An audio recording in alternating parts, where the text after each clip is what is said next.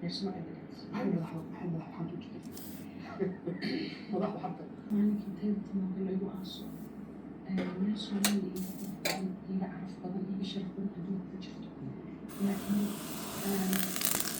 meel inaan gaaro go-aan Soomaaliya dowladeydii sharaftaydi karaamadeydii sida loo dhaqmayo waa isku bedeshay physical waxay ugu reebtahay waa jabshabtay institutionkii aan ka awalba ka mid ah inaan si dadkii aan jeclaa oo soo taageeray oo soo dhistay markaan arkay isbeddelka weyn dantoodii hadafkooda waxaa uu siiyey rajadii aan ka qabay dadkaan inay dalkayga badbaadiyaan inay u socdaan hoosta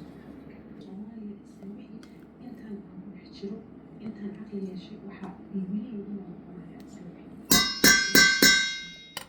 waqtigaas waxaa bilow weliba ama walaalkii xushmad iyo respect oo heerka madaxweynaha qofna ku gaarnaa annaga rajadii aan qabnay oo ahayd Soomaaliya weliba dadkeena ugu cadaysanayo kaambeen ku jiray marxalado waxaa marnay internally qoys ahaan hoos ahaan naloo dhaqo ducadii kaan oo aan bareernay annaga waxaan rabnay Soomaaliya Indiya laga helo